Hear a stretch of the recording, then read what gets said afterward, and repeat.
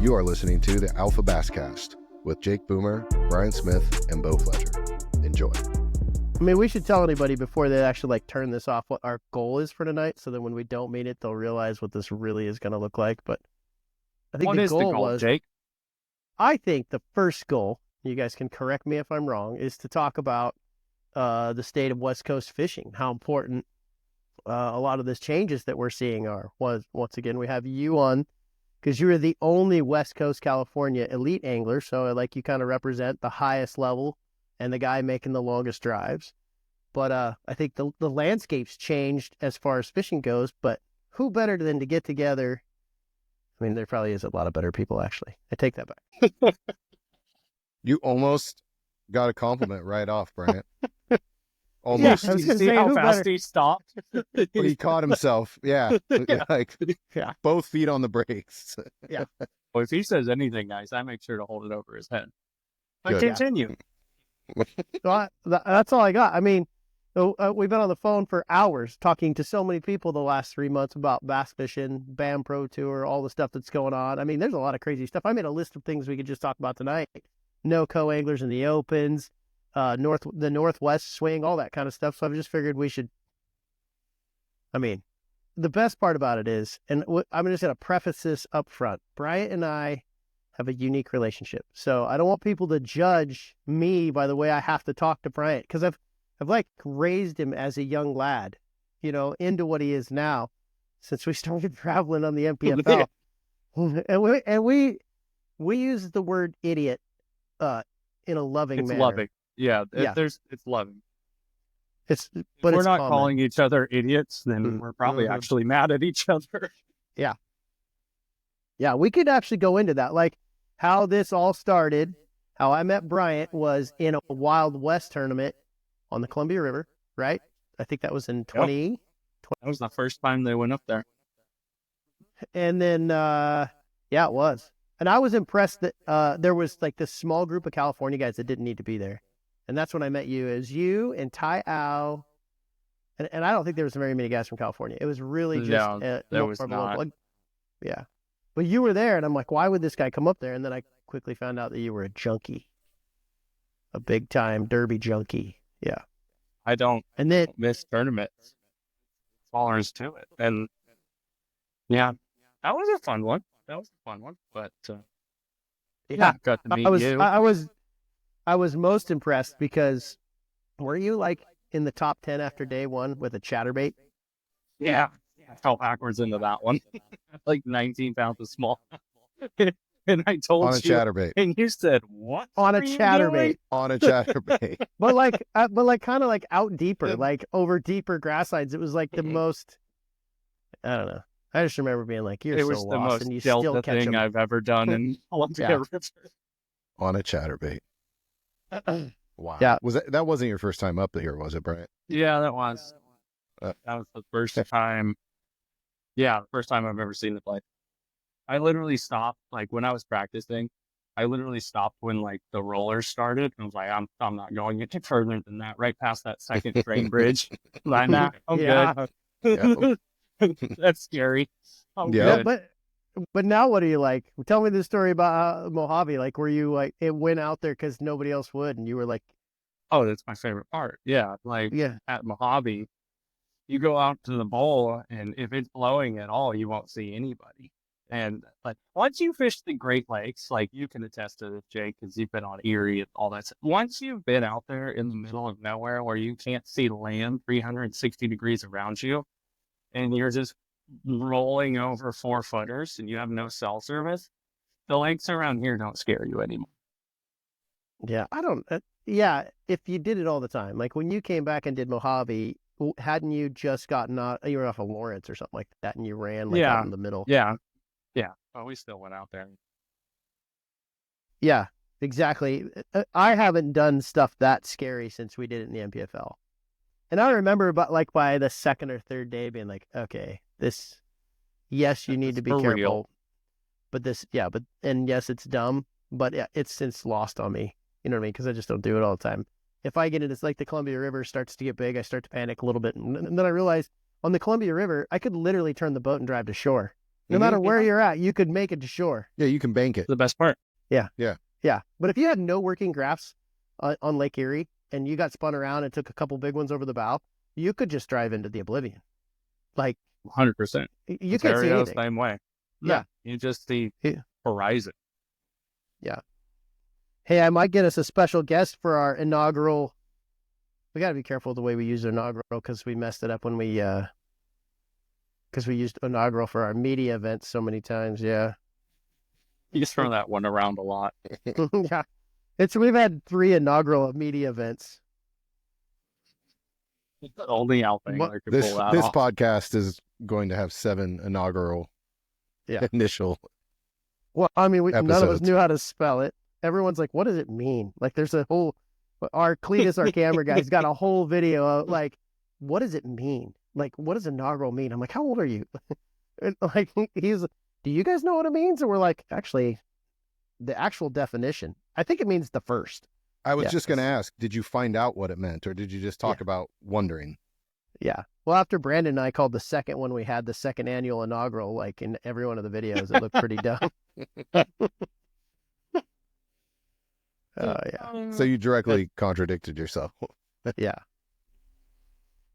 So anyways, we might have a chance to get on a special guest if we did get into anything important talking about West Coast fishing. Well, I mean, kind of cool. I'm really curious.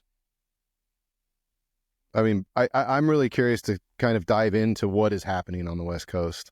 And, you know, I don't even know if this is true. I was having a conversation today with someone and they had mentioned that even, I think New Gen is even gone now, which I know they run a Pro-Am circuit out here, but I guess they aren't even now running events on the West Coast. I don't know if this is true or not. I think they're just doing teams, is what I heard, and I could be totally wrong too. But yeah, so now we're down to 2 Pro-Am circuits on the West Coast, and one is Juan, which is the shared weight, and then we've got BAM, which is the true kind of I don't mean to say true, but like the non-shared weight Pro-Am format. Yeah, but and Beau, you have the right to be like the great, like you can break up the fights. Like you're kind of the median. You can be the moderator. You're the moderator. I kind of wondered if I needed a referee's jersey. Yeah. I'll try to trap Bryant in I'm just kidding. But Bryant can attest to this. Like the old model, all the way up to the point we're at right now, is that there was always a small chance or some type of way to get to the higher levels on the West Coast. And now that it's such a slim, I mean, there's no MLF, right? Because you were fishing FLW championships too. I did a couple of those where you go back and fish them. Like we're separated now. There's the West Coast and the East Coast, and the big leagues over there no longer really represent a path to a higher stage. You have to travel to go there, right? And so now it's really important that we have it, but it's also gives it an opportunity to grow that we have our leagues on our side. Do you disagree? Not at all. I mean, I think that's what makes it so interesting is, I mean, you guys have been doing this a hell of a lot longer than I have. I mean, has there ever been a time when the West Coast has been truly cut off from any sort of, of the larger opportunities on the East Coast? I mean, I kind of think about if Mark never showed up, if he never bought all that stuff out of the Wild West liquidation or whatever and didn't start BAM, I mean, what would we have? Like, has this ever really been a thing on the West Coast? They had the Opens. I think the last Bassmaster Opens, the West Coast one, was in 2004. And then after that, the only path was the Nation. Which I think, Jake, you've done that handful of years. But, we had the MLF or FLW back when I fished it, which you got to the FLW championship, which, sure, if you win it, it might lead to something, but it's just a jackpot tournament at the end of the day. But we've never had something where the anglers out here didn't have to make the 2,000-mile drive to go compete at a higher level for more money bigger entry fees. We've never had anything like that, especially, with the payouts and stuff like that. So having that, if you take it back 10 years for me and I have this option of a pro tour where I can get the media, publicity, I can get the payouts, the bigger money, um, that gives me another option. I don't have to just put it all in and go for it and go fish the opens. So I think it's a really cool opportunity for a lot of anglers out here where we've never had something so close that's so big. Yeah. I think that's kind of like why Ish Monroe and so many, I mean, maybe you too, if we one, tell me if I'm wrong. You guys are allowed to correct me, except for Bryant. But like, we have a league that's actually worth staying at home fishing maybe a little bit. You know what I mean? Where before it was like we would lose anglers in certain tournaments because they would stay to MLF because their eventual hope was to get over to the east side, right? Just because there was only one or two events and there wasn't, the championships were always on the East Coast. You know what I mean? But now we have a league and you see a lot of excitement from higher level anglers because now that there's the separation, it's important that something exists here for guys that don't want to move back over. Like it's a mass migration from amazing anglers moving east. Like Bryant is the only elite angler from California. Is that still true? Yeah. Yeah. Even Everyone else moved. Cody Everybody's Meyer, gone. he's in Idaho now. Yeah. Andrew Loberg, he used to be from California. I think he's in Alabama now. So yeah, it's the problem is I guess we've had the opportunities. Yeah, I was wrong with the FLW because you could qualify for the tour off of whatever series, Toyota series it was, but it's such a big jump to go all in, especially you're at the end of the season.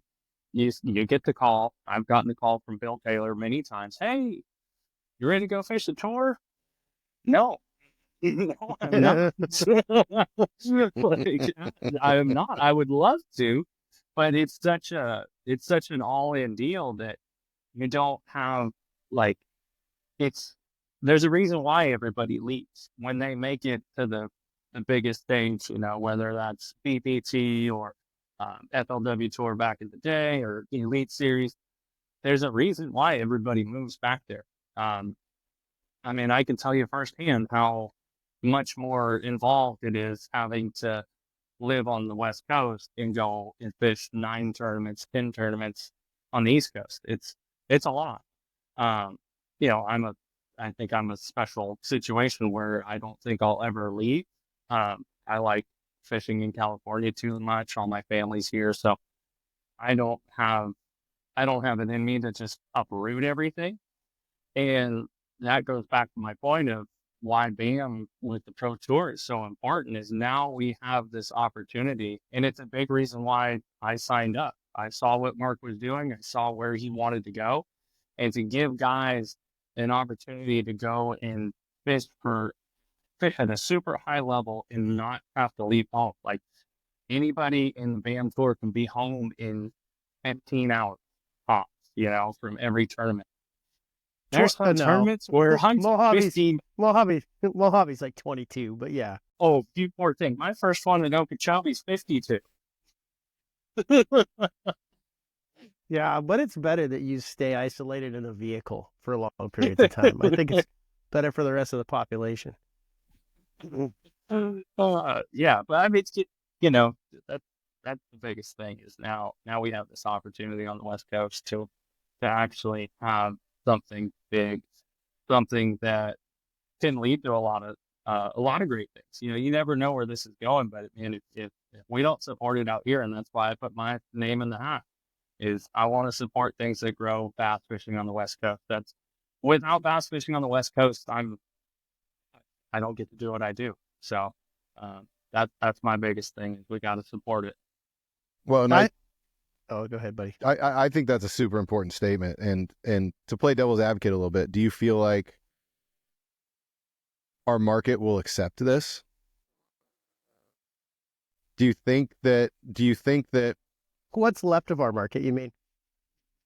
Yeah, Hey, I mean, sorry. and easy, because trust me, I want easy. it. Well, I mean, I want it as bad as you guys do. I mean, that's why I'm Mhm. sitting here. That's why we're all sitting here. And I want to see these pro-ams have contingency at least at every single event. I want to Mhm. see 100 boats showing up at these things. I want guys fighting to get into the pro tour on the West Yeah, Coast. I think we have the population of anglers to do that. Is it going to happen the first year? I sure hope so, but it might not. Is it going to happen the second year? I sure hope so, but maybe not. But I think if we all get together and it's a good product for us, it's a good, well-run tournament, with transparency and all the stuff that we as tournament anglers want, I think it's going to be our best option. And I would hate to see it go away because we didn't get the support from all our guys out there. And we have enough guys. I remember growing up watching the National Guard where they were forking out $4,500, $5,000 a tournament for 3 tournaments, 4 tournaments, whatever it was. And dude, there was 200 boats in those tournaments. It's achievable. Yeah. I think there's a BS vortex.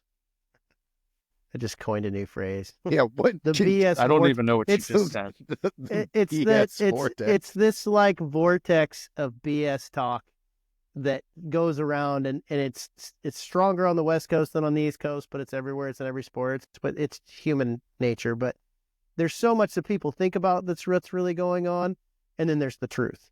And if you can actually pull out of the vortex and pay attention a little bit, like fishing on the West Coast is going to have to change because the 2 national leagues that have been part of the whole country since I've been fishing are no longer representing the West Coast. And so you watch other leagues do well, right? You see somebody like Mark who's putting an enormous amount of resources into growing it, and you see the excitement from the anglers. You kind of have to just look at the facts. It's really important it does well, but I think it's already, everybody's looking at it going, okay, I can't put my money in bass for marketing because it won't get to the West Coast. So a lot of sponsors are separating and coming back. Like Mark has every contingency, every boat brand contingency that you could put on the leagues. They all jumped in.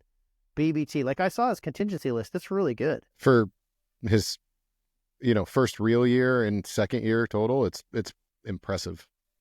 Right. So like it's kind of like you got to get through all the BS and look at actually what's really happening. He's picked up a lot of the best sponsors. And I don't think it's because they chose one league over the other. I think really what they're doing is like, it's really good for fishing for us to have tournaments because fishing tournaments and fishermen is good for the industry. And I feel like you watch all of those sponsors kind of get involved and move in one direction. And then pro anglers like Bryant and Ish and a bunch of really awesome anglers signed up this year. I think they are all feeling the same way. Fishing's good for the fishing industry. Mm-hmm. The more, the gooder. Mm-hmm. That's a Bryant. Bryant taught me that phrase. Gooder is better. Gooder is always better. I like that. Gooder. It's true though. When you start seeing these really, really big companies in the industry start to support the West Coast again, it's a really cool feeling. And they don't have any obligation to do it. They're doing it because they see that it makes sense to them. So to see that support that BAM is getting, and all, One Bass as well, they're getting some great support too. It's good for West Coast fishing in general. It's good for everybody's involved. And to touch on your negativity point, there is always going to be negativity, and I try to stay out of it as best I can. And it's just hot air. It's just background noise. But it's a vortex though, right? You ever notice like it kind of pulls people? They can't get out of the tractor beam of the. Yeah. I got a better question. The part that bothers me about a lot of the negativity that you see on social media and everything is they weren't going to show up to begin with. No, that's always that way. I'll call them out. Like they weren't going to show up at all. They have no intention. Or the exact opposite. Or they were always going to show up and they were going to just, front the other way. They're just a negative person. Mhm. They're just a negative person. It's a bad look. And Jake, you've explained this many times to me. It's a bad look when everything's negative in our fishing industry. It's not a good, like, if whoever, Coca-Cola, drinking a Coke right now. Coca-Cola goes and looks at this, and they see a bunch of middle-aged men bickering on Facebook. Yeah. No, what are they gonna think? That's why we Yeah. always got to take the positive route. It's better for everything. It's better for West Coast in general and bass fishing in general. Hackney said it in that last editorial of his. Did you see that? He said it. He goes, "Hey, you guys, what is Toyota going to think?" Like, he knows how valuable Toyota is. Like, what is Toyota going to think if they log on to your guys' social media pages that you created to help sell their products? And all you do is complain. You have Mark, who I don't think we could have picked a better guy to jump into the position he is. He spent years building a publishing platform around fishing. So he built these relationships before he ever stepped foot into the tournament world, as an organizer or an owner of a tournament company. But also I think we'll do it here. I think generally speaking, I don't feel like we get as much of that negativity across the West Coast. And I think a lot of these brands, I couldn't agree with that statement more. I read that editorial by Greg, and I couldn't agree with that more either. It's like, we're all out here having fun and doing what we love. What's the point of focusing on these small negative points? And especially if we're, partnering with brands that are helping us do it. I think we have a great opportunity out here. We have less market share right now. We have more brands that know anything that was representing them on a higher level is gone.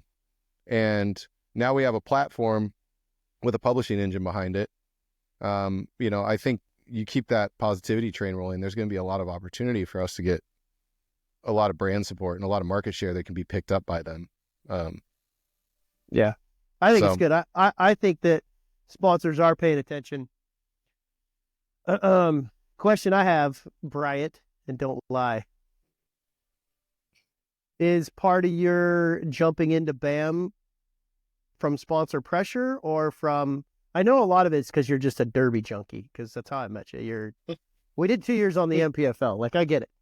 But is any of the reason you jumped in for sponsor exposure because you know that it's a set, we're kind of in a set, like there's train tracks across the country right now. Yeah. You know what I mean?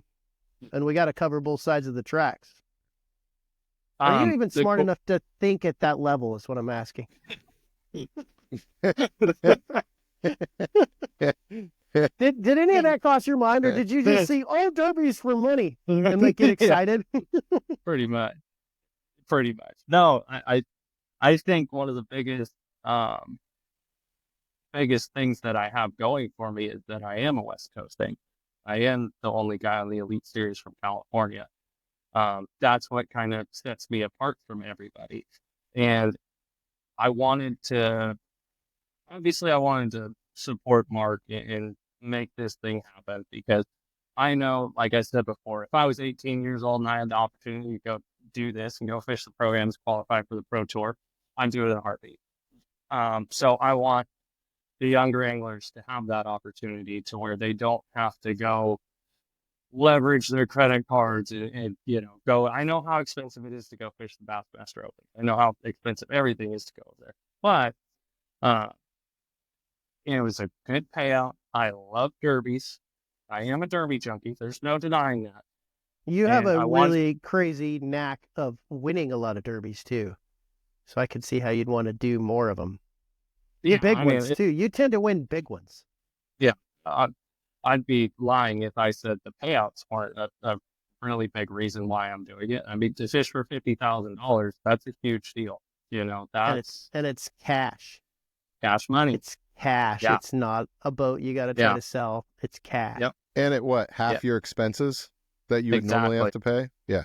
Exactly. And I can get back in front of the West Coast audience. I was watching you guys all year last year when you guys were fishing the Pro Tour. I loved it. I watched every episode. I just watched the Thermalito one that just came out. I love following bass fishing on the West Coast, and I know there's a lot of guys that do that. There's a huge audience out here on the West Coast that watch what the big tournaments do. So having that exposure on the West Coast kind of makes it really well-rounded. I think we're being infiltrated. So the cat's out of the bag for the special guest, and I know we're not allowed to keep it very, very long. You put the girls down though, right? No, I'm pretty sure they're in the bath right now. Oh, so we could go quick. It's okay. I So you totally missed blamed it all on you. Good. The whole reason, so we started the cast, and I wrote down like a bunch of stuff we wouldn't talk about, but I wanted to rope you into 3 questions. Are you good for 3 questions? Yeah.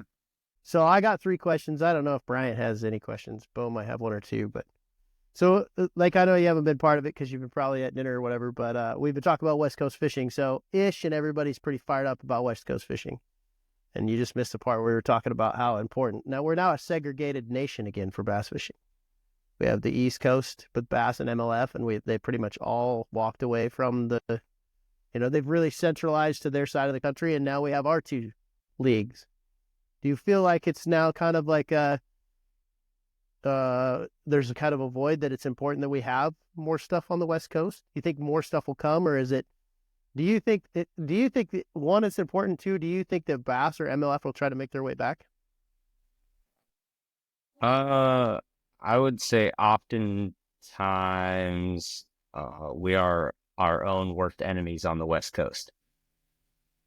We don't have the numbers of people to be divided on the West Coast. So down in the Southeast, there's enough people that can support multiple divisions, multiple tours. There's just not as many guys over here. As much as we'd love there to be, there's just not as many tournament anglers on the West Coast. There's a lot of people that fish. There's just not as many tournament bass anglers. And so then if you divide those up against a bunch of different tours, then it ends up being more bad than good. If you have all of those tournament anglers fishing all of those different organizations, then it's great. But so far, guys have gotten split up and divided into multiple different organizations, and then those organizations all suffer from it because they're not getting the numbers that they think they should be getting. So does this mean that maybe there's a stage set for what the West Coast should be, having one big circuit with a supporting pro-am and some smaller regional things? I mean, is it possible that maybe we're set up for more success now? I just think the best thing that could happen is that if like you take the BAM tour ride and they meaning like BASS or something, uses that as a West Coast qualifier, especially now with the way that they have the Open set up, rather than them trying to send their entire crew and trailers and everything and exploiting that cost to get to the West Coast, use somebody that is set up and knowledgeable on the West Coast to host series of tournaments that are their own tour, but then also allow you to qualify to go back and fish that last division of the Opens, right? That EQ division of whatever it is, 3 or 4 tournaments in the fall, and let those guys from the West Coast qualify and make that journey. Because to take the time off to even go fish 4 tournaments in a division down south, a guy from the West Coast, that's really closer to 6 or 7 weeks. By the time you just talk, a minimum of 3 days driving there, 3 days driving back, well, there's a week right there. And so for every tournament you have, it's really a week of practice tournament and a week of travel. And just most guys can't either A, afford to do that, or B, have the time off from their jobs to do it. That would be awesome. Yeah. If one of these leagues would do that. You know what I mean? Never thought of that. I didn't either. Yeah. So that only counts as one question, right? Yeah. I had a great idea for the whole Bass Nation. Right? It was like of something similar to that. But go on, ask me some more brain busters. That was just one question. It's like one nacho, right? You grab it, it's like 9 chips, but if it's stuck together with cheese, it's one nacho. It's only one. That was just one. Is that how you count the calories? Yeah, I only had one nacho. My second question was, I've seen a lot of excitement with Ish this year because it's cool to have him on tour, and I feel like he said it a number of times, but his excitement about it is he wants to retire in California, and he's excited about there being something for him to come home and fish, and he doesn't have to travel anymore. His long-term plan is to be back at home. Is your long-term plan to someday retire? I know that you probably don't see an end to your career like on the road, but if you were thinking about it, and I'm pretty sure I know you say you'll never leave Idaho, do you think it's important that like BAM or somebody is something over here so you could fish and not have to travel at some point? I know it's not soon. I guess the difference between Idaho and California is far enough away, at least northern Idaho to California is far enough away that if the majority of the tournaments are California and Arizona, it's really, for me personally, it's no different to drive an extra 10 hours and be in Texas and fish for more money, bigger tournaments, because it's at a minimum, like to get to Shasta is going to be 15 hours to the Delta, I guess. Shasta's not that far, but like to get to the Delta or Clear Lake or something, you're talking 15, 16 hours.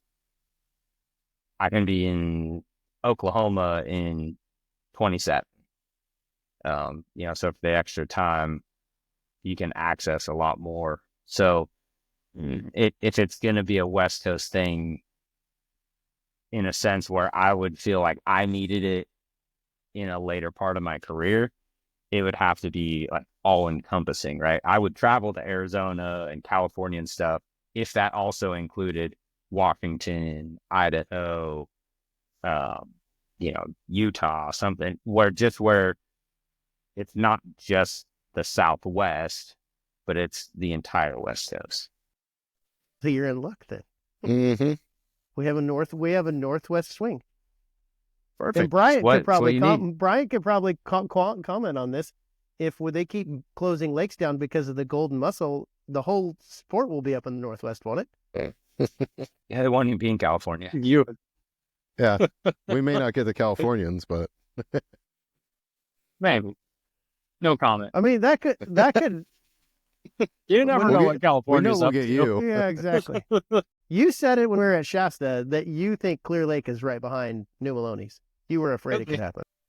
Good. Do you think the drones are dropping golden mussels? 100%. 100%. Yep. They're inspecting our water. Yeah.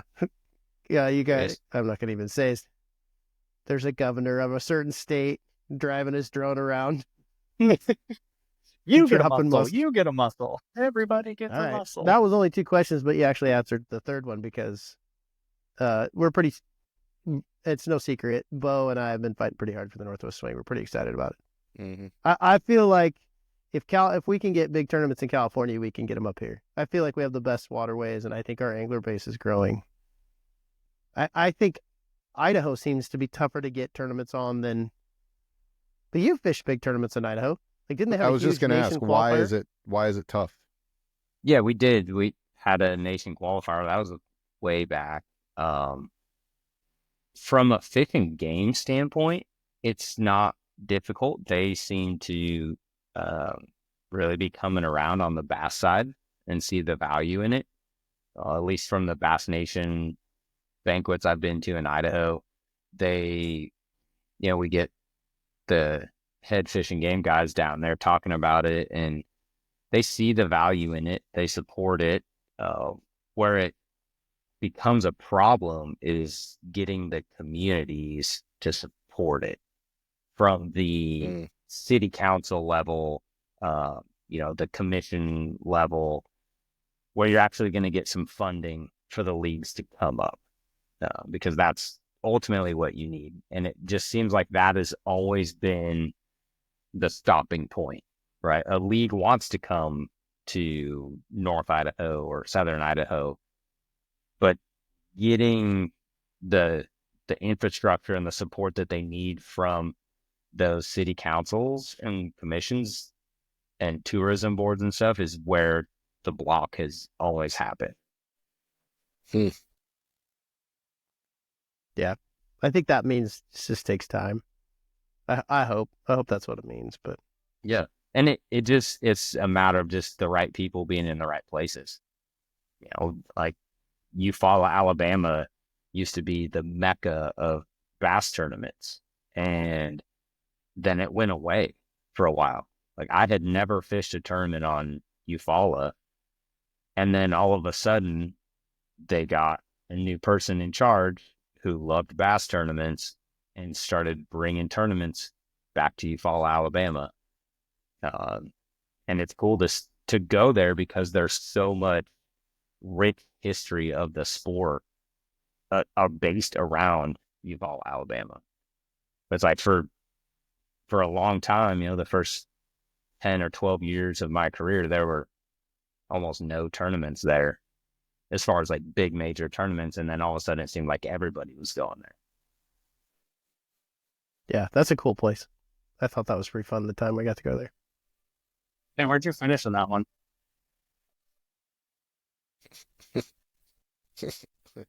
Through, want me to- because there was a clerical error, 0.01 points, 0.01 pounds behind you.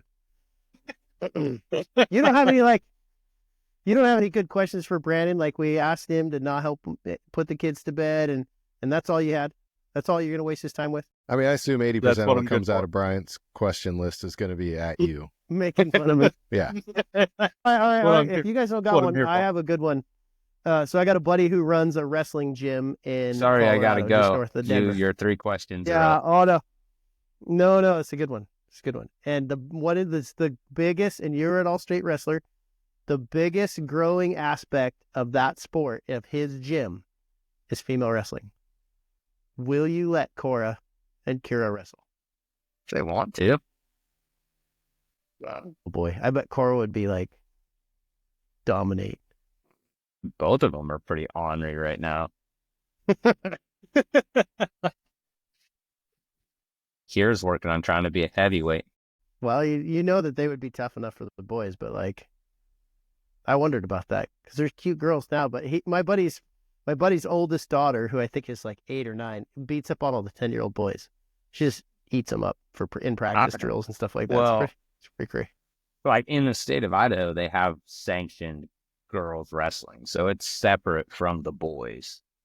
You know, you don't always have it in, you know, some of the smaller ones, but a lot of states are going to like full sanctioned female wrestling, which helps, right? And the fact that there are more and more girls doing it just opens it up for more opportunity.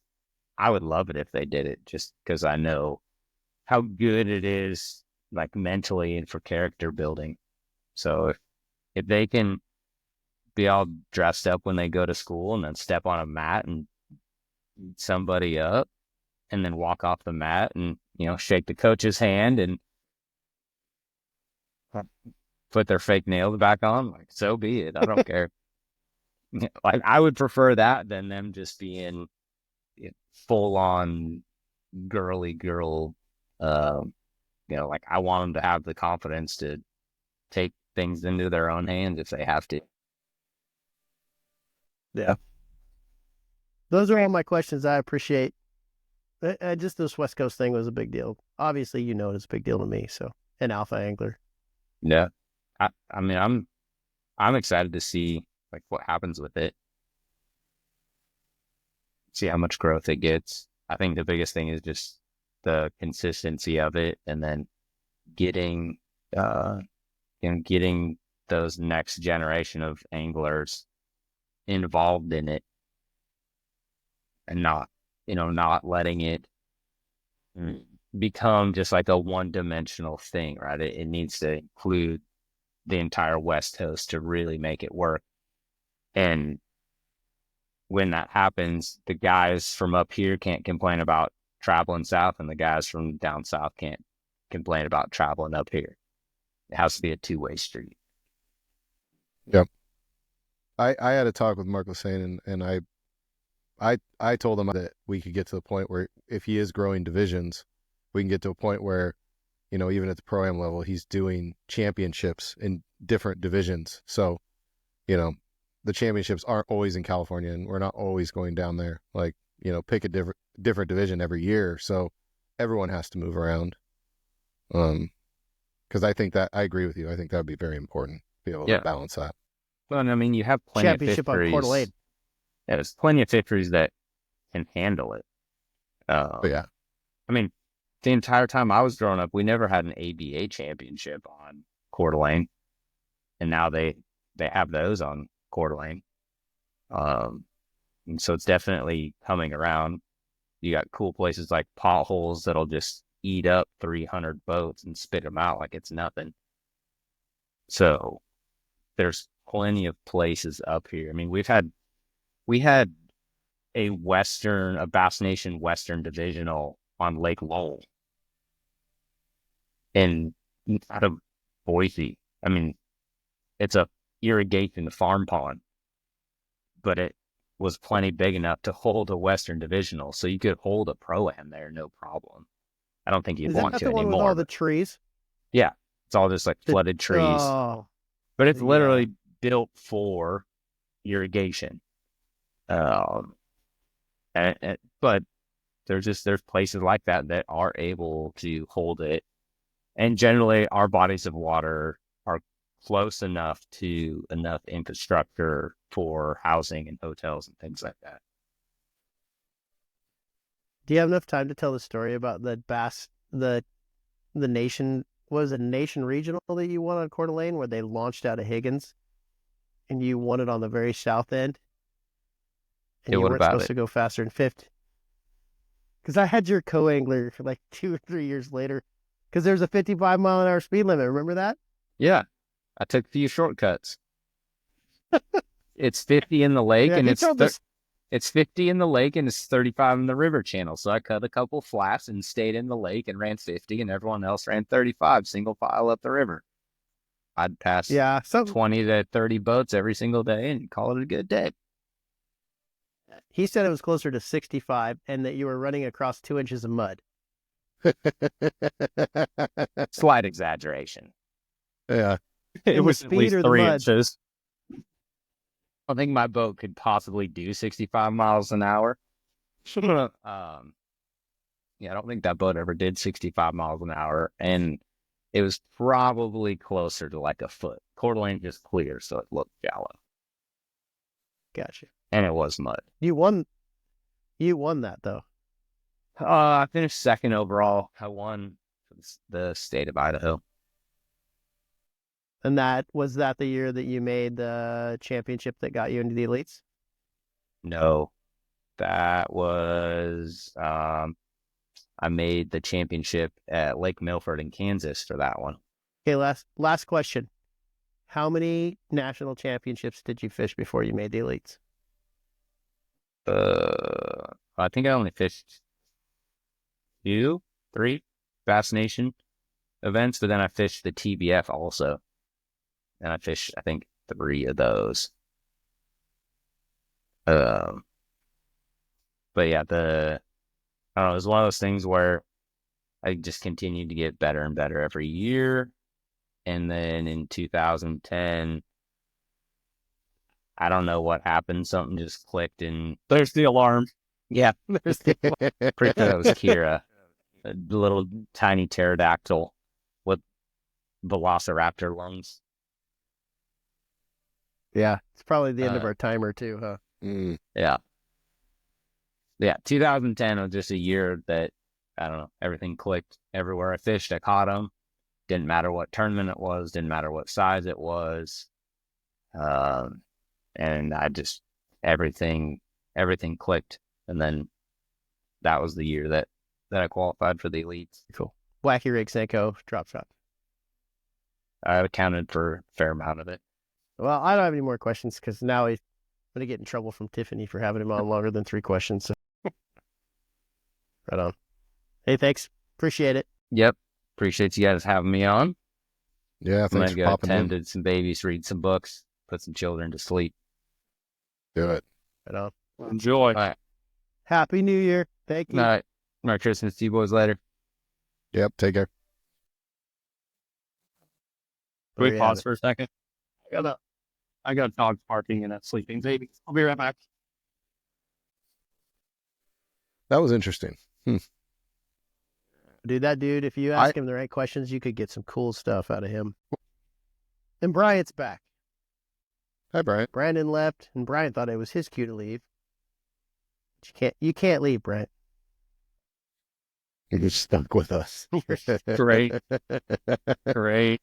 The barking dog escape didn't work. Yeah, Much I texted your louder wife next and time. said, send him. I text Bailey and said, send him back out to the garage. What is next on the agenda? What do you think of that idea of someday maybe other leagues will qualify people in? Because I think at the beginning, everybody wanted to own the whole world of bass fishing. The Bass did it at first where they had from the nation all the way to the top, and they had everything across the board. And as our world changes, that's tough to do, right? Yeah, but there's going to for be bass sure. fishermen, and so there's going to be leagues. So what do you think of that? Yeah, it'd be really cool if that was a thing.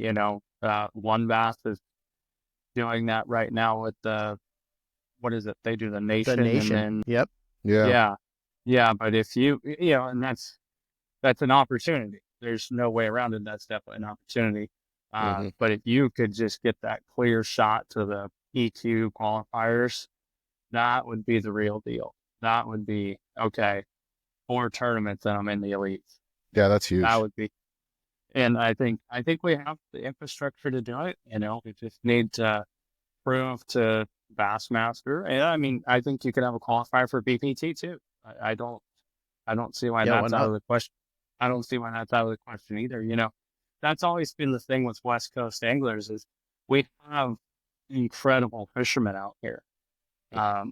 We don't have the easiest route to get to the highest platform. So if we had some opportunities like that, and if BAM or One Bass or whoever comes down the road and we build up a really great platform for these, you almost kind of got to make it so they can't say no. Like, we got great anglers, we have a great platform, we have great circuit. Give us our shot, that would be huge for West Coast angling. So, sorry to cut you off, but I'm curious because you're fishing at the highest level. So, do you feel like, I mean, it's an investment, right? Like an insane investment. And we were just talking earlier before this came into play about how, there is an opportunity to not have to make that big investment and fish on a high level, not the highest level, but on a high level. And do you still feel like there'd be enough people that would be attracted to that draw out here? Because you're still at the end of the day, you're still making that big investment, right? Yeah. You mean to travel?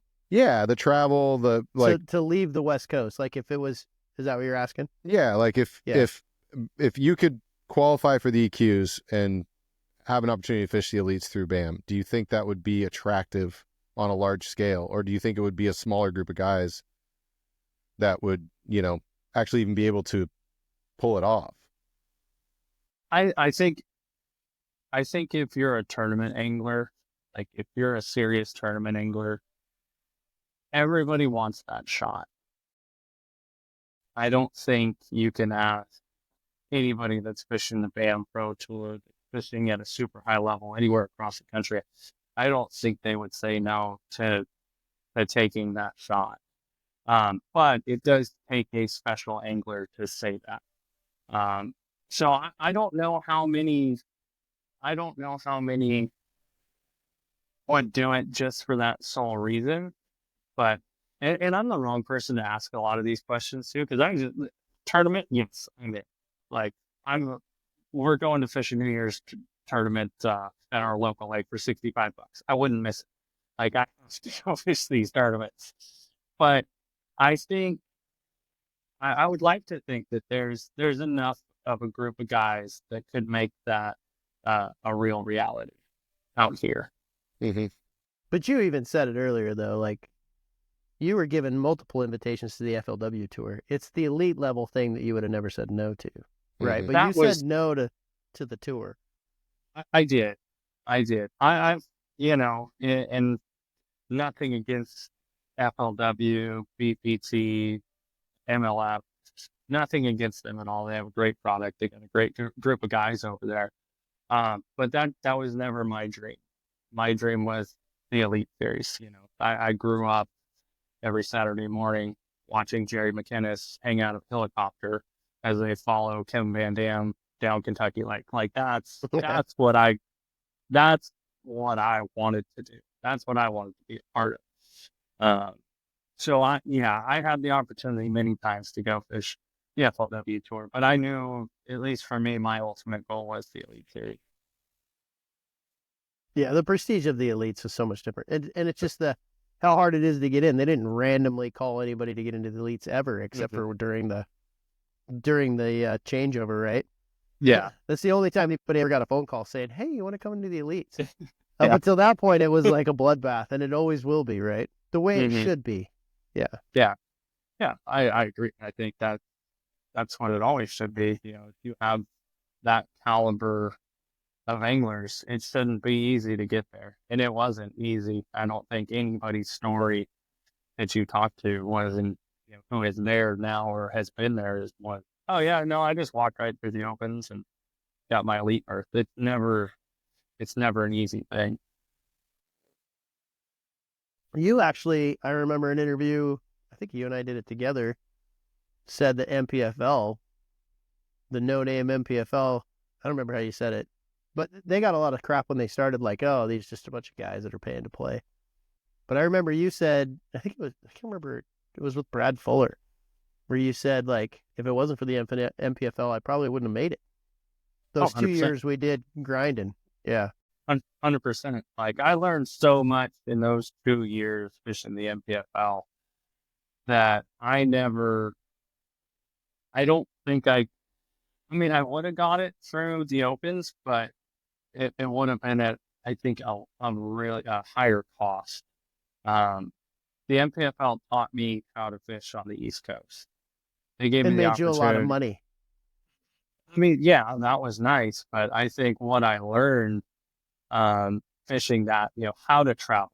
We learned how to travel together across the country. Oh, yeah. Through the flat tires, through the boat gallons of mayonnaise. Gallons Yeah. of mayonnaise. Dude eats Yeah. like a pound of mayonnaise a day. 2 Yeah. pounds. How to make a sandwich correctly.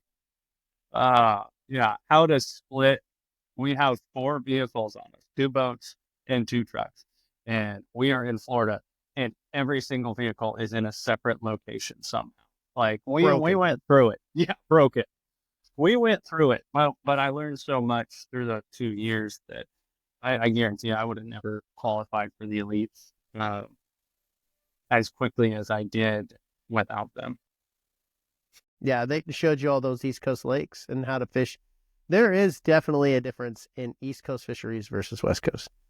Like, I feel like, I know the bass is a bass is a bass. I totally get that, but no, it's not. No, I disagree. I disagree. I say that to everybody. That's true to a very, very small point. Those fish back there are so much different than our West Coast fish. It blows my mind. It's one of the reasons why I never want to leave California, is because West Coast fishing, it's not easy by any means, but it's easier than it is back there. There's no doubt in my mind. The pressure that those fish get back there is unbelievable.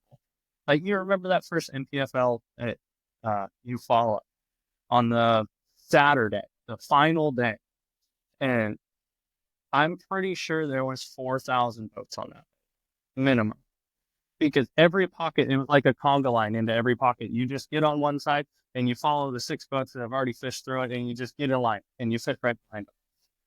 Like, it is incredible the amount of pressure that those fish get back there. And I got a good story about that, because the viewers need to know that you actually do have good thoughts once in a while. But we had 3 days of Are we like 3 recording? days of practice. Oh, Yes, we record are. this. We had 3 days of practice, and the first day Brian's like, I'm doing brush piles. That's all I'm fishing. And I had Zach Burge told me, if you fish, you follow, you better fish brush piles. But we don't have that up here, so it's hard to like marry a thought process in a tournament like that when you don't have the experience. And so after the second day of brush pile fishing, I thought it stunk, and I got on a flipping bite. And I told Brian, I'm like, I'm staying around the ramp and I'm gonna flip. And like 1 o'clock the first day, I had no bites. I had to run all the way down the lake for, I think I had a half an hour, it was like half an hour. And I caught 2 off a brush pile and came back in.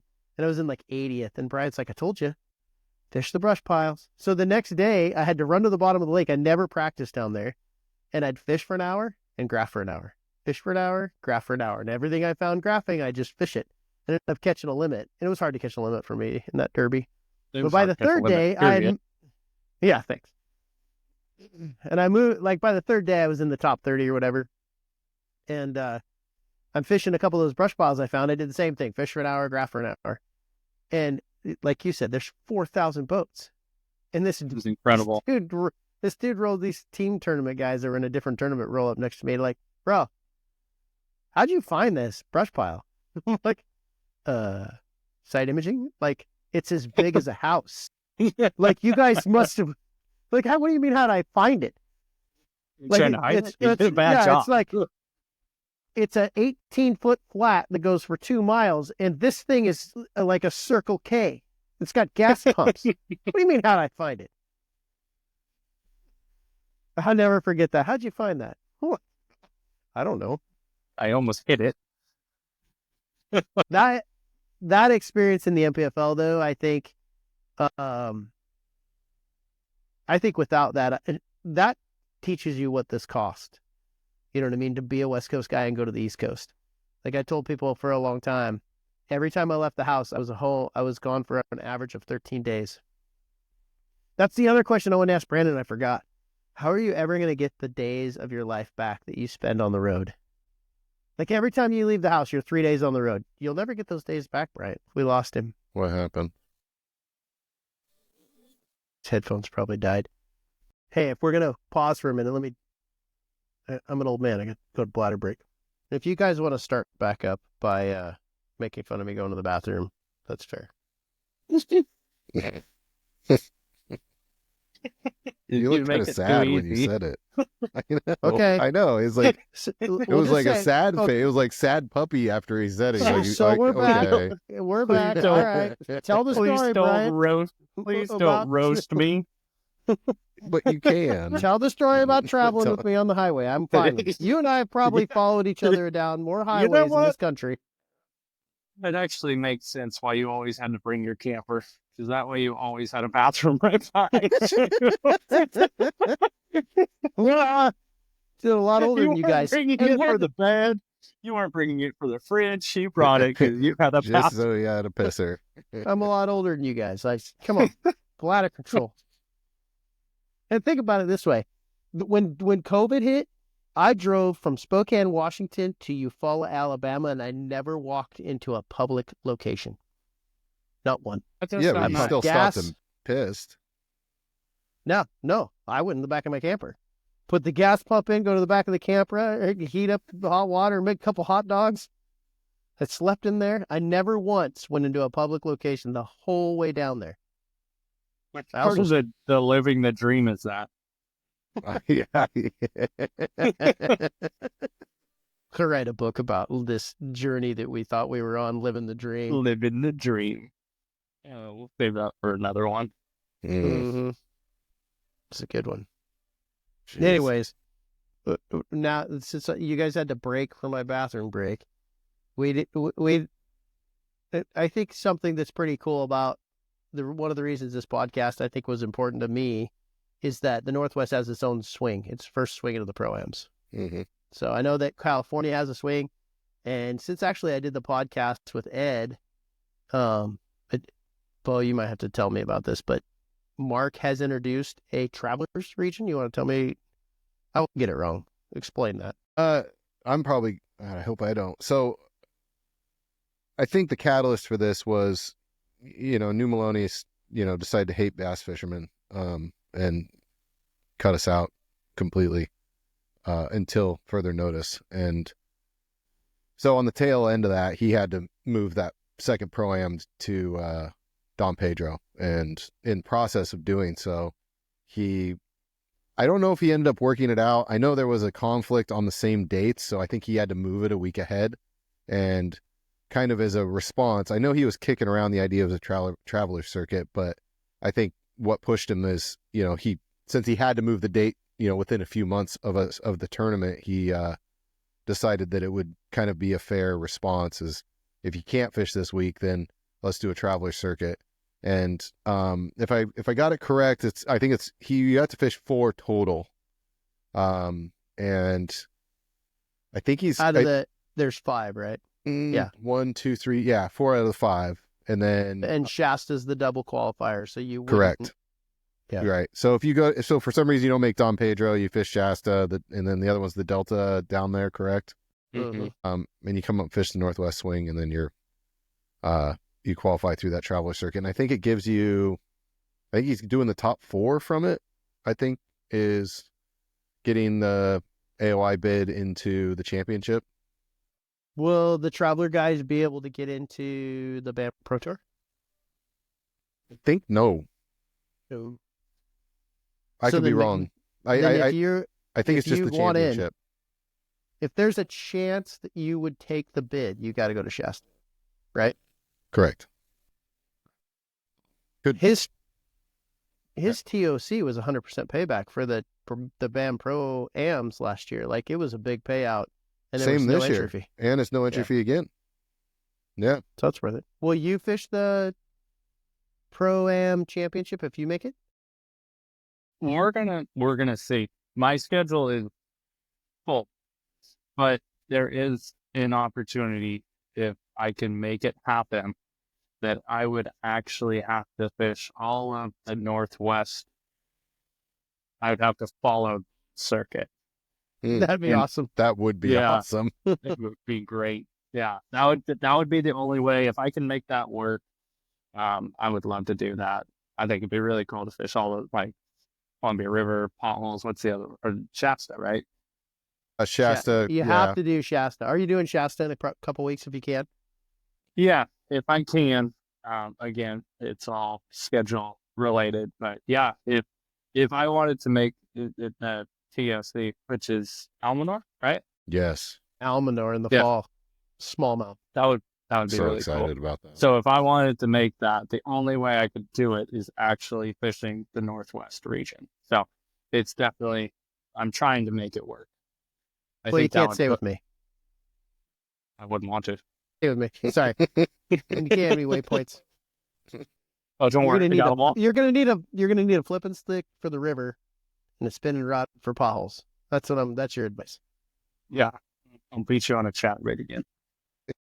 I'm good for one day. Chatterbaits.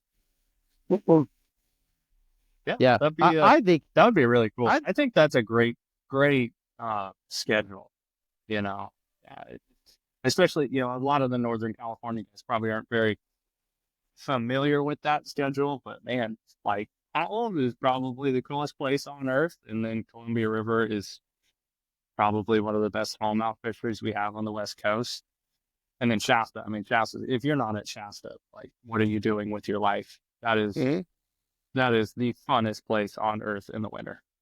Well, and literally, if you're from the Northwest, if you're not at Shasta, what are you doing with your life? Because there's nothing else. But it's not immediately obvious when you first get there for the first time. This is the warning I'm giving everybody. Because when you see the rain, understand that that's normal. Right? Like, the first time I got down there, nobody warned me. Like, the head was on a swivel. I'm like, I don't understand this. Like, this is an act of God. But it toughens you up because all the locals they're already used to it. If the webbed feed or something. Won't. But it could also be 65 it could also be 65 and sunny. True. It could. Yeah. The fishing sucks when it's like that, It's I think. terrible. Yeah. You only you want it. 80 instead of 200. Right. Well, you. Yeah. How many It's fun. have you won a Shasta Pro-Am before? I won as a coin. So never okay, Pro-Am. so okay, this is great. Why do co-anglers need to show up at Shasta? Oh, dude. Like the best part about Shasta is you can't get backseated. Like You can't get out literally, scoped. Yeah. you literally cannot get backseated there. It's not possible because anywhere where your pro stops, you are around fish. There is probably more fish in there than there is people in California. And they're in the wintertime, that's the best time to be there because it's cold, the fishing sucks everywhere else. But if you're a spotted bass, you are still eating everything that moves. It's going to be a great tournament. It's always kind of like the kickoff tournament for West Coast bass fishing too. That's like the best part about it is everybody always goes there and everybody always has cabin fever. So everybody's going to show up. Everybody's going to have a great time, catch a bunch of fish. It's a tournament I always look forward to is that first kickoff tournament at Shasta. Yeah, like I said, if you're not there, what are you really doing? Well, the fact that it qualifies you for both regions of the Pro-Ams, like it's money. Like you can, yeah, it's the point. Your points count for both sides. Go there, and then you can actually take a month off and decide which direction you want to go. Mm-hmm. Yeah. I think that was a super good idea on his part, and I think there's going to be a lot of boats. And I talked to him like a month or two ago, and he's like, well, because he has a 100-boat cap on his Pro-Ams. And I'm like, I don't think that's going to work. Like, not for this event. You're going to have to open it up because it's two regions. So he might have. You think we're going to see 100 I think boats it's 150 in January? I think it's the only thing. 150 cap. We're good there.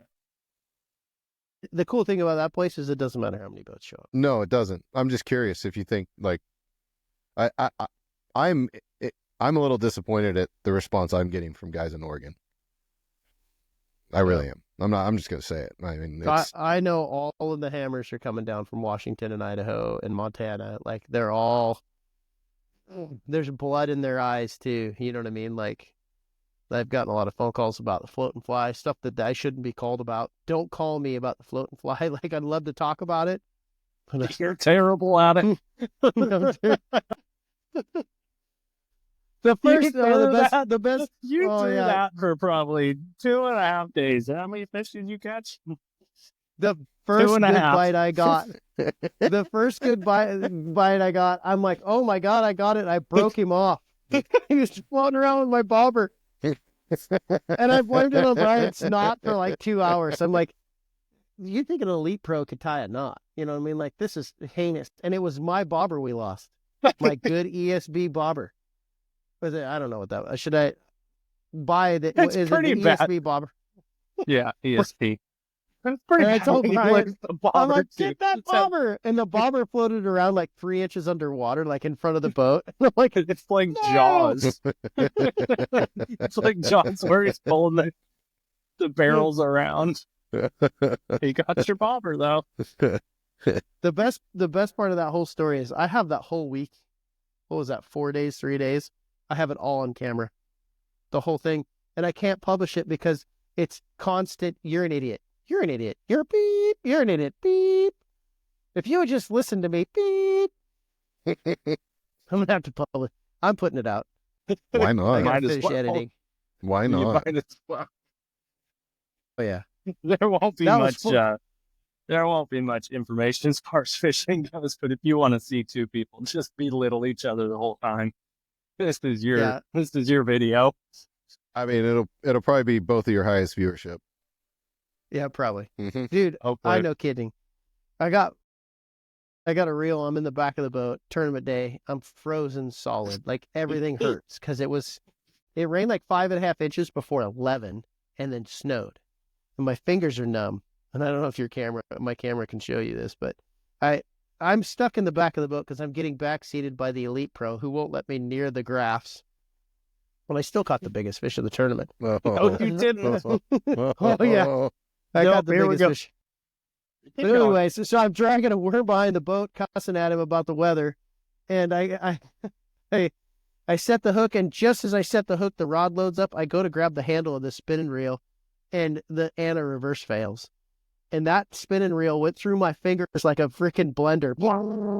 And I don't know if you can see it, but I still have the bruises on the tips of my finger. Can you see this? Oh my god! Oh my god, dude! Oh my god, dude! And I'm back there, and I'm crying like a girl, right? Like I am. It hurts so bad. My fingers are numb. And Bryant looks back, and he's like, "I think you still have a fish on." And I'm at this point, I don't care, right? Like, so I try to grab the rod and lawn darted at his head, like, "You get it!" Hey, we still landed it. I was It going to say, pound. so did he land the 27. fish? Okay. Here we It are. was a pound 27. It looks worth it. God. So who caught the first fish of the day tournament? I don't trust your culling system, so it doesn't Who matter. caught the first fish of the day? I have all the I footage. did. I can change it around. I did. So if we go on here, Yeah, your camera's not going to zoom. and then Oh, look, his camera go- froze. you go to number 1, 346. Yours was 338. Boy. I think you changed it. Anyways, Shasta, for anybody in the Northwest that made it through any of those stories, you have to go to Shasta. The first time you get there, there's a couple things we need to tell you up front. You need lots of rain gear. Yeah, At at least least two two sets. sets in the boat. Unless you have buck and bass, then you only need one set. But you need a lot of layers on the inside. Mm-hmm. Hope to God it doesn't rain like it did when we were there. What other So- advice should you give them, Brian? Nico Alright. Rick That's the cool part about Shasta is you just go do what you want to do, and you're going to catch fish. How many fish did we catch that tournament day? 110, 120, like legitimately. There was a stretch So where you- I literally got bit every cast for 18 casts in a row. Yeah, you get Count it. that's a fun place to fish. It is. It is so much fun. Do you think that the big ones are mixed with the little ones, or do you think it's area related? Mm. Good question. It's definitely area related. But they definitely seem to run together by size. But I mean, I thought if you're there's certain ways to target those bigger ones, whether it be with a swim bait or whatever. That if you're fishing for not numbers of fish, you're usually fishing for better quality. If that makes sense. So I Dude, you know what? We need to tell your swim bait story. Because your swim bait is around. I literally got it out of my bag. It's around here somewhere. Because One. Beau, you need to hear this. Where's this swim bait at? So I'm getting a lecture on how to throw a 9-inch swim bait from Bryant. You're giving him a lecture. Bryant is giving me the lecture. Oh, okay. And it's stern. It has like very It's this specific one. points. Oh, here it comes. You kept One of my swim these. bait? no, I but it's knew one of it. these. Isn't Yeah. it yours? It's a 9-inch big old swim bait. Oh, On- there it is. That's not a HUD. What is that? It's the hog hunter. So yeah. anybody who's watching this I flew this thing down. It's The correct. hook got stuck. The hook got stuck in my carry-on bag. I had to rip a hole in the carry-on to get this thing out. Right. So we're fishing. We're trying to find fish. It's raining like 6 inches. And I am getting an all-out freaking lesson. Like from the guru, right? Like, no, you can't do that. You got to throw it at this angle. You got to reel it really slow. It's got to bump the bottom. You got to have a bow in your line. Like 19 things. I'm like, I should write this down. And then about 30 seconds goes by, and I'm like, how many fish have you caught doing this? And he goes, none. 0. He's never caught a fish dragging a 9-inch swim bait around. I saw it on YouTube. What should I But say? goddamn, he knows how to throw it. Dude owns the I know what encyclopedia. you're supposed to do, but I've never done it. So do as I say, get not to- as I do. We get to the next spot, And it's this saddle, right? Saddles are supposed to be good when the wind's blowing, and the wind is blowing. We got it on spot lock, and we're throwing into this saddle, and he gets the swim bait out. And he bombs it out there, and he's crawling it, and he's just, oh yeah. He needed a butt seat, because that's how lazy he was. By the time he got the first cast in, I had unhooked 4 fish. Like literally unhooked, cast back out, caught another one. And he goes to cast it again, and I looked at it, and I'm like, serious? Like, really? You're really going to do this again? Sure enough, wheels it out there, bumps it along the bottom for about 6 minutes, looks around for a cigarette lighter, and I'm like, we're out of here. This is dumb. I've got like 15 fish. Yeah. It's not my. That's a true story, and you know it. I could tell you how to do it, but it's not my. I get about 4 good casts in, and that's enough for me. I don't think it's something that I wouldn't tell everybody from the Northwest, unless they're good with a big swim bait, to go down south or go down to Shasta in this tournament with a bunch of 9-inch swim baits. I mean, do you think it's true? Like they always say, you that's the kind of bait you just put in your hand and you don't take it out, and that's how you figure it out. I feel like there's more to it than that. Yeah, I mean, you got to know where they're at to go do it, and they got to be. You know what? I'm not even going to answer that because I have no idea. We're still on 0 on. None. I can come up with some really elaborate, kind of smart sounding Dude, you had me dialed. No. I was in. I was ready for it. Oh, Have you ever heard the analogy, the more you know, the more you're allowed to know? Right? Like Bryant has won everything. He's won at the highest level. I'm sure that the people that told him the stuff that he's tried to tell me are like Jeff Michaels and like really good fishermen. mm-hmm. But he's still never been able to put it into action. So what are my chances? How many have you caught? None. There will be fish weight on it. There's no doubt. Oh, I think our tournament got our tournament got one on it. That tournament, Yeah, I wouldn't be. this I wouldn't Phil's be one. I surprised. think it did. Yeah. Got one. Oh, I mean, there's some guys up there that they know how to throw them. They know where to be too. I think that's what it's all about. I think But I will say that all of my biggest spotted bass, except for one on that lake, have all come on a spinning rod. So On a Seiko? On A a spinning Nico rod rig. Seiko? Just asking. Mm. Just wondering. Yep. Mm. That's the trick. It doesn't have to be a big swim bait. That's a big swim bass. Just got to be in the right place at the right time. You know what I think is the great equalizer? Like, disagree with me, Bryant, because I'd love to call you names, but I think the great equalizer to that kind of fishing, where it's really locally dominated with the big swim bait and knowing the exact cast, the great equalizer is multiple day tournaments. Mm-hmm. Oh, 100%. Yeah. 100%. Yeah. Yeah. You know, locals definitely, they have an advantage everywhere they go. I mean, if we go up to the Columbia River, you're going to have an advantage. If we go to Shasta, Nick Wood's going to have an advantage. If we go to the Delta, Ken Moss going to have an advantage.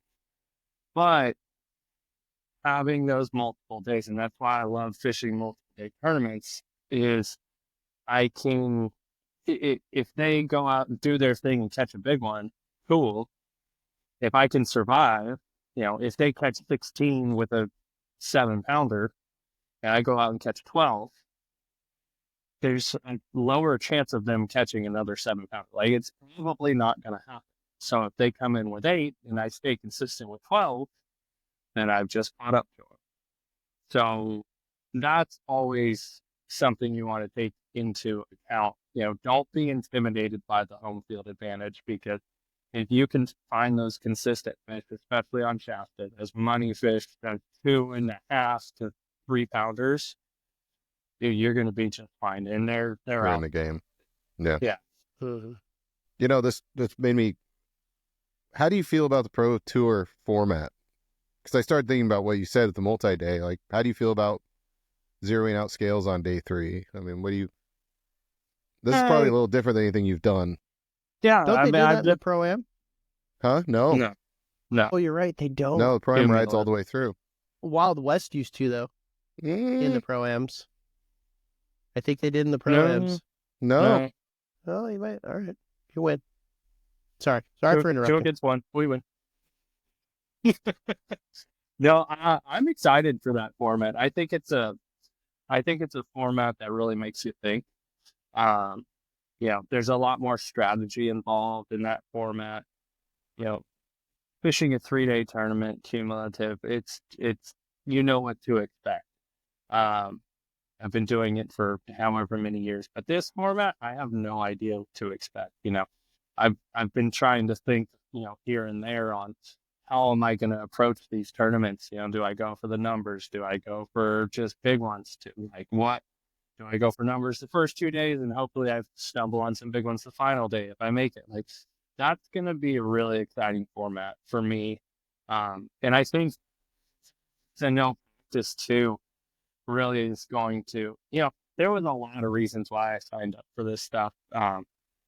And one of them was, I think it's going to make me a better angler all around with the no practice. Show up, find him, catch him quick, or you're going to get left in the dust. Mm-hmm. And just the strategy behind it. So yeah, I'm excited. I have no idea what to expect. You guys would probably answer that better than me if you guys liked it, if you anything like that. But yeah, I'm excited about it. I think it's super fun. You gotta figure out your the whole catch photo release thing. You gotta get a system down because it could really take up a lot of time if you're not. It drove me a little crazy on the Columbia. And geez, I mean, how many did you catch the first day, Jake?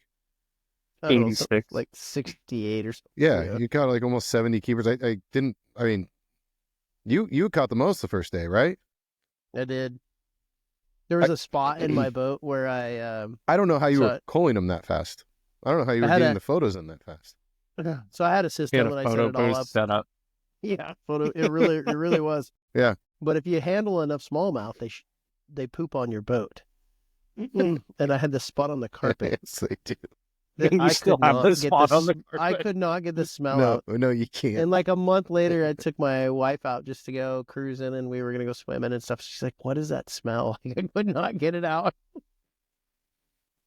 Yeah. No, the Pro-Am deal doesn't have the catch weight release, and I think that's why they have to reset the weights, obviously, because how does a guy that catches 68 fish but didn't have the biggest bag, how do you... I like that they value how many you catch. There's places where I think I got into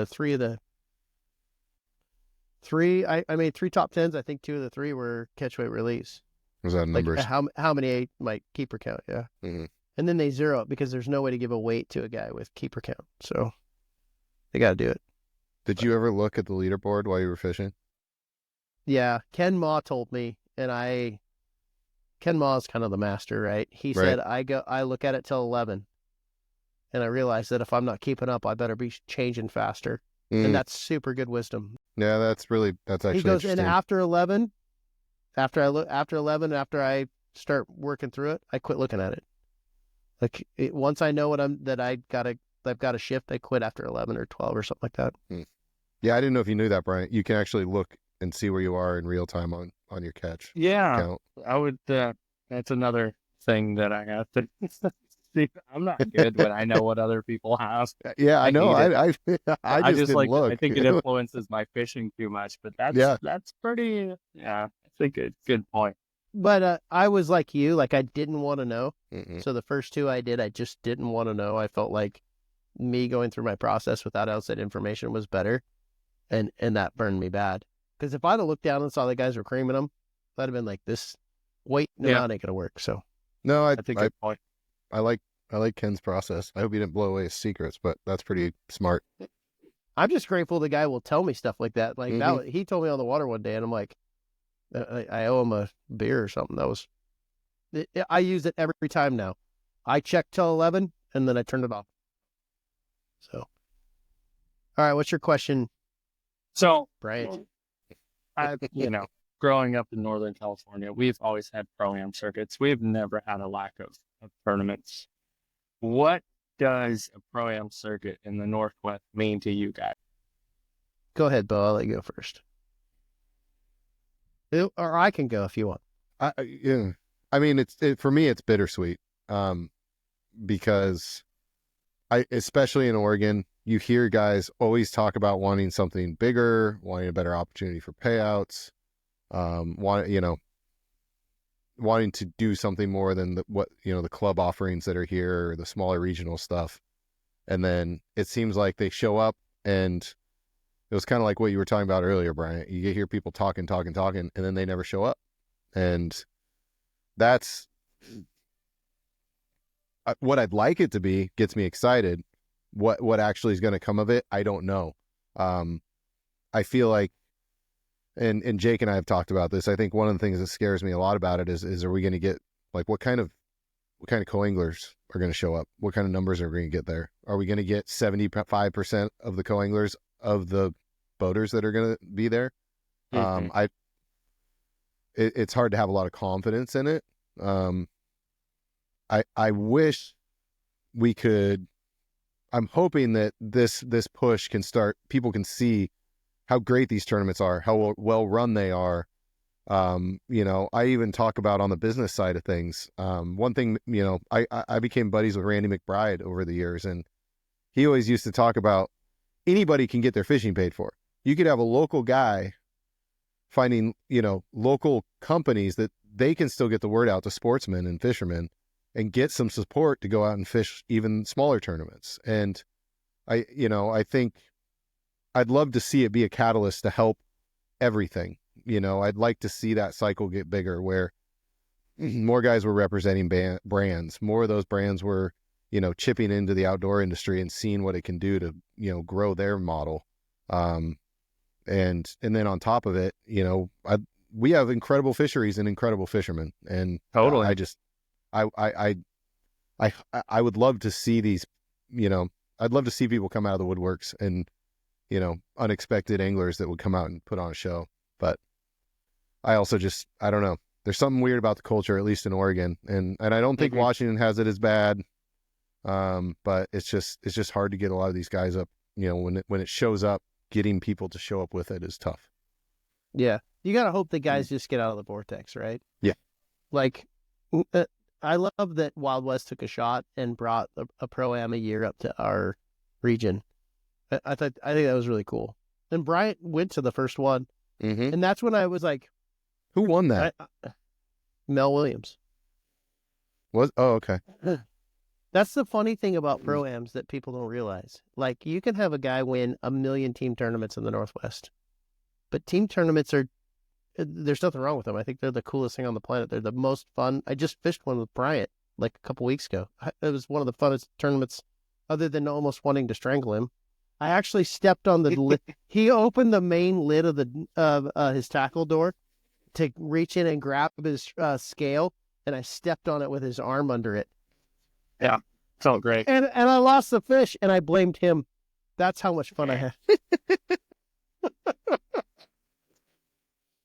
Well, I love team tournaments, but I also understand that who remembers who won a team tournament? But you can name every one of the winners of every Pro-Am we've had in the Northwest. I actually was thinking about it earlier. Mel Williams, Cody King, Ron Mace, Justin Campbell, yep, and then Luke Clausen and Rich Kraft. Like, those guys won a ton of money. I think it's cool. I think it's good for our sport. Once again, I think that good fishing tournaments is good for the industry that I'm in the industry on all aspects, so it's important to me. But I think the Northwest has a ton of really good fishermen. Bryant saw that. He came up and did a big tournament with me, I think 2 years ago or 3 years ago. I mean, there's hammers up here. But, well, because MLF and Bass really only poked into the Northwest, and a lot of the reason I think they did that was because of destination. Like, one, we were like, Washington was the first state to have boat inspections and things like that after California. But I feel like its distance has been so far away that the leagues that we kind of looked at as the upper echelon, the Bass and the MLF and the FLW, never really came up to us. We get one here or there. Our group of guys never got kind of indoctrinated like the California guys did. And so now we have it. And now you're just trying to tell this group of guys that have spent the last decade fishing ABA and team tournaments that, hey, this is another way to go. And maybe Bryant's the guy to tell them how important it is to learn, because I know it was a huge stumbling block for me, to learn how to solve problems when you don't have a guy to bounce ideas off of. You know what I mean? Like, I could have a bad day in a team tournament, and it could be for a lot of money, and my partner could make up for it for me. You don't get that in pro, but what that does is it makes you better really, really fast. Like, did you ever even fish? Did you fish team tournaments? Oh, I fish team tournaments all the time. I love team tournaments. Yeah. I grew up fishing. Did you do it coming up? Yeah. First tournament I ever did was with my dad, and it was a team tournament on Lake Berry. We did those for 2 years. I did a circuit with my best friend. Like, that's how I learned how to tournament fish. But now team tournaments, I just do them when I have the time, because like pro-ams are my favorite thing in the world. Because you get team tournaments are fun, like you said. But when you're in a multi-day tournament and you get to, like, there's so much more strategy involved. I think personally, pro-ams are easier to win than team tournaments. I know that sounds kind of weird. I do. I think there's a lot of luck involved in a one-day tournament. Can I clarify this with you? Do you feel like, does a shared weight pro-am feel like a team tournament to you? I use it as a team tournament, absolutely. He just won a huge shared weight. I know he did. Yeah. Well, he's the No, perfect guy I to mean, ask. Was that like a team? Dude, if you're not using the guy in the back seat, like, there's a great asset in the back seat. Like, I want him to catch fish. I'm not too proud. If they catch all the fish for me, heck yeah, I'll go wait a minute. Like, that's just the format. Do you think pro-ams that aren't shared weight are more difficult? Totally. 100%. 100%. Just because, it's solely reliant on you. But the team deal is, it's fun, but I've won more pro-ams than I've won team tournaments. I'll just say that. You've just won more than most people. That's just no. I've won more pro-ams than I've won team tournaments. Dude, when I was team Durban in my heyday, I would be in the top 10 a lot, but I never won any of them. I was like, it is so hard to just win a team tournament, because you gotta be on them, you gotta have the quality, and you gotta catch the big one. Pro-ams, you can just be on the quality, and then if you catch the big one of the 3 days, yeah, now we got a shot. But that's why I've always liked multi-day tournament. I think that strategy involved in all that is my favorite part of it. I think the hardest part of when I left team tournaments, because the Northwest had no pro-ams, maybe one every other year, was realizing all the weaknesses. Like, I always had such great fishing partners, they would make up for them. Like, I'd have a great day, they'd have a great day. You know what I mean? But when you're by yourself and that weakness shows up, it really sucks. You know what I mean? Like, yeah. You know what I mean? Like, it really helps isolate quickly. But I think the Northwest guys, I think a lot of our Northwest guys are so good, and the Oregon guys, it won't matter. Like Chris Parks, he's a team tournament guy, but also a pro-am guy, isn't he? Oh, I think he's one of the best anglers on the West Coast. Yeah. The dude's a freaking hammer. And you know what I mean? Like, he didn't come from the environment of California where there was like, tons of pro-ams for him to sharpen the knife, but he's already sharp. But a lot of guys are going to come out of that, and there's guys that just want to get into it, that are going to get it, that are going to kind of dip their toes into the pro-am deal, and that's where they're going to learn really, really fast, is there's no fallback guy in the boat with you. Mm-hmm. And I think that fallback guy is great in team events. I think it's what's really hard to get sponsorships. That's why it's so hard to get industry sponsors when you're traveling as much in team tournaments, is because, who's a sponsor going to look at? You know what I mean? Like, say you get a boat sponsor and they're like, okay, well, I want you to fish these events out of your boat, but your partner, who might have a different boat sponsor, you know what I mean? Like, what's he going to do? How do you negotiate that? Be like, well, actually, in this tournament, we're going to fish my partner's boat. And your sponsor's going to look at you and be like, okay, then I'm not helping you guys. Yeah, how's that going to work? Yeah. So I think that the benefits are, I don't know. Sometimes the benefits of team tournaments, they're more fun and stuff like that, but they hurt like if you want to grow and go to the next level. Like if you want to fish at a little bit higher level, they're gonna cover your inadequacies. And I've got a lot of them, so. Well, but how do we I but also how do you get the guys that maybe aren't trying to be on that level to still show up at these pro-ams? Because I think that's going to fill a lot of that, not a lot, but a good chunk of that boat count, especially up here. And I don't know why. And I'm bringing up two different subjects. Do you feel like in Washington that, like, do you feel like the Washington anglers kind of look at these bigger circuits like BAM or when Wild West, or, you know, were they ever looked at as kind of like a negative thing? No, I don't think. Because I there's think a lot of negative energy in Oregon, it seems like, and I can't wrap my head around it. But like, and I don't know if it's, you know, oh, this big tournament circuit's coming up to our, you know, our little river or whatever. But I don't understand why, but there seems to be a lot of negativity around that. And I don't know how to break through it, because it's actually a really good thing. It's a data stream. It's like, if you get caught up in the wrong circles, you get a lot of the negative information. It's a data stream. It's not the truth, right?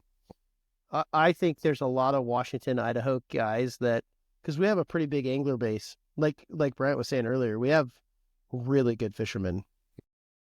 I think there's a lot of them licking their lips going, I can make 50 grand if I've got a path now.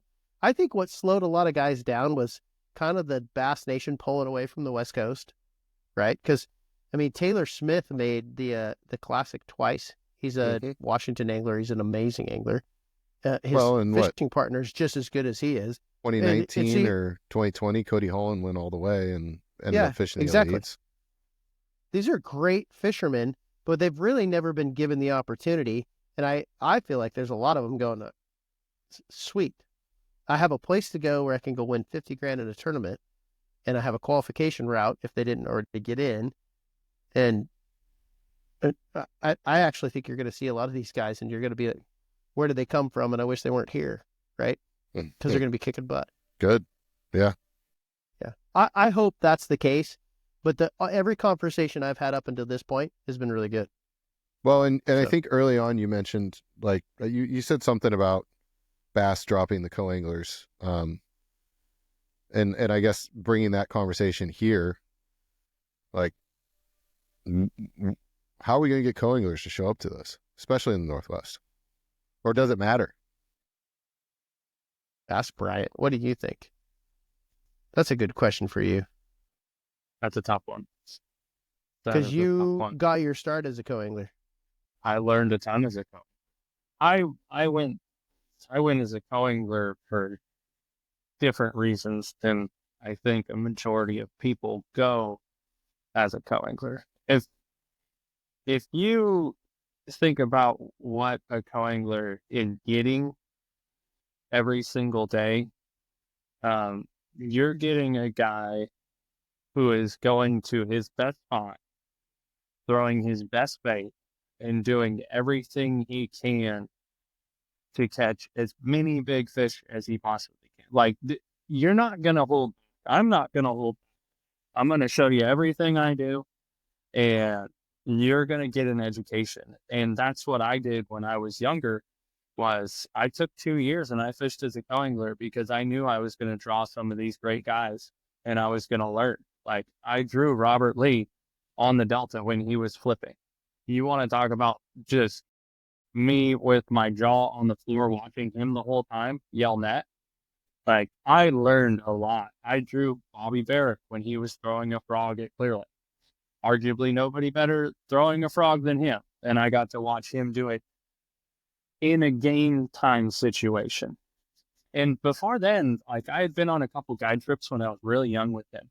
And I learned a ton when he was guiding. It really helped me out with the basics of everything. But watching an angler go through their game, like their real game time scenarios, like, that is when you see the best of the best out of these anglers. So if you go into Pro-Am, if you're thinking like our younger anglers, if you guys want to learn, get off YouTube and go and fish as a co-angler, because you're going to draw these guys and you're going to learn so much more. Not that there's not a lot of great information on YouTube, but you're going to learn so much more in one day. You're getting a guide trip and you have a chance to make money.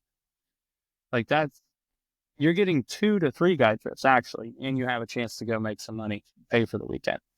Like it's always been a no-brainer for me. That's always been my recommendation to any of the high school kids that I talk to, any of the college anglers I talk to. Get into pro-ams and get in there as a co-angler and just watch these guys work. One of the best fishermen I know is Sean Nash, who's a co-angler. I learned more from that guy than, you know what I mean? Like, can you imagine what he's seen from the back deck, watching all of his draws, like just fish at their highest level? No, I haven't. I have not. Oh, dude, I don't care what he's seen. When he calls for the net about the 6th time, I watched him call for the net. I think it was Mark Lassane too. Mark will have to. I watched him call for the net, and I could see the look on Mark's face, like, really? Not again. Net your own stuff. Yeah. I'm fishing here. You know what I mean? Who was the guy that won back-to-back Wild West as a co-angler? It was like, I think the last 2 years, full years. Do you know who I'm talking about? He's a Northern California guy. I do not. It's not Gary, is it? No. If you said his name, I remember. But wrong. I always want to say Haraguchi. I want to say Yamaguchi every time. I don't know why. A buddy of mine drew him, and he straight up asked him. He's like, "Why aren't you fishing out your own boat at this point?" And he's like, "I've learned my co-angler system." Like, Gary's. Yeah, he just won a Bassmaster Open. Yeah. Didn't he win 2 FLW titles? He's one or 2. Yeah. He's won he's in the, I don't even want to say it because I don't want to get the number wrong. He's made a lot of money from the back deck, and he is very good at it. Probably one of the best.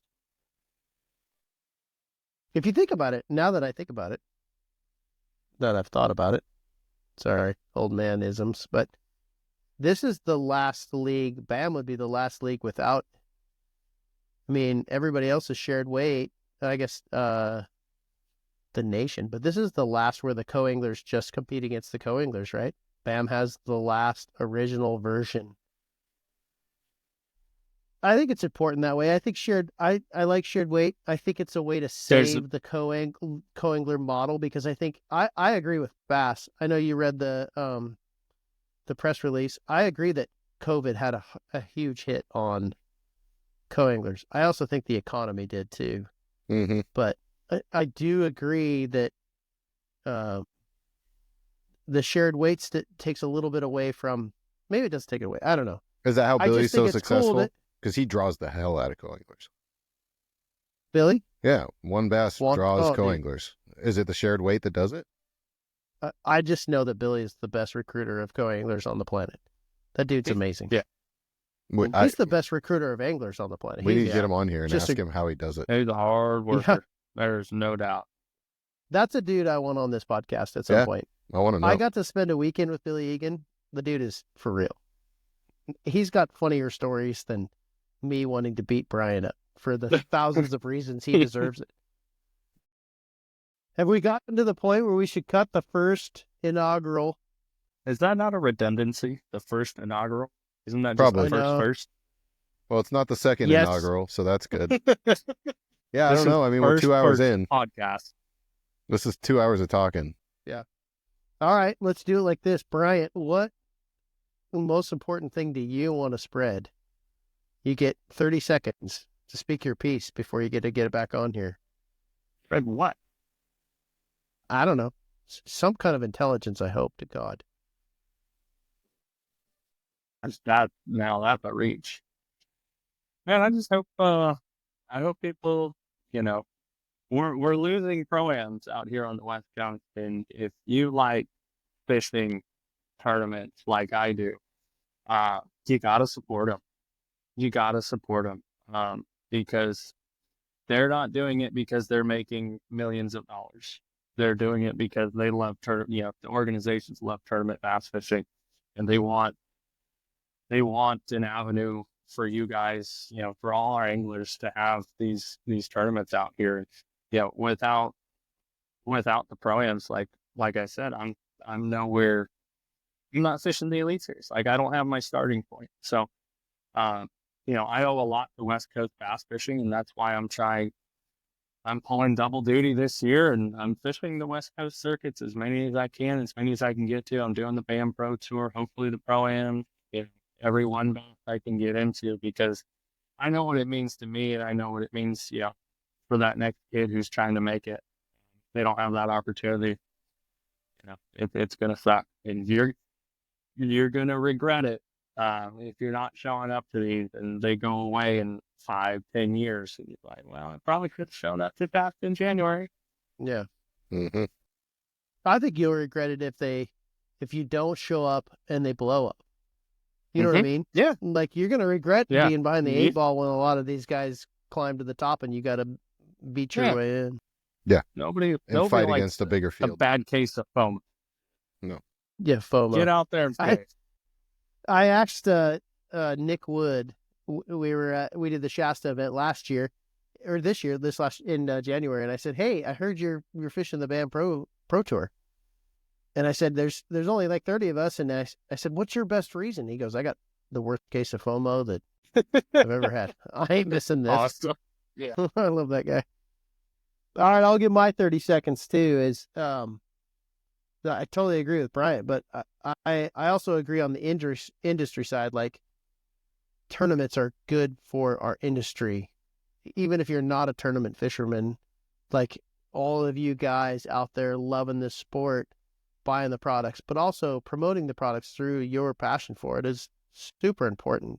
And as the landscape changes and new opportunities show up, I just feel like, I mean, yeah, you better show up because you're going to miss out. It's going to be awesome, but I think it's really good for the sport that a lot of us really love. I'm excited that Mark is he's got to be like, mildly? Something's got to be wrong with him. I know where you're going with this. Yeah, it's not mild. He's taken on a challenge that I wouldn't wish on an enemy. No. And I'm grateful for doing this. So that's my 30 seconds. My 3 cents is free. So 45 seconds, but just counting. Yeah. You. You. Yep. I mean, you both have said everything I feel the same way about. Mark's crazy, but if we didn't have this, it's kind of interesting how everything kind of fell the way it did coming into this first year for him, his first big year.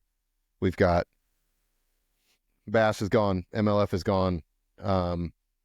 There's a big hole that needs to be filled, and we do have 2 major pro-ams here, but this one pro-am actually has a opportunity to qualify into something where you can win a lot of money and be on a platform that allows you to create a business around doing what you love. And that's why I'm here. I mean, I don't have near the experience of both of you, but I want to fish at the highest level. I want to get my ass kicked until I figure out how not to. And in the meantime, I want to be able to go out and support the business side of it, because you're right, Jake, it is cyclical.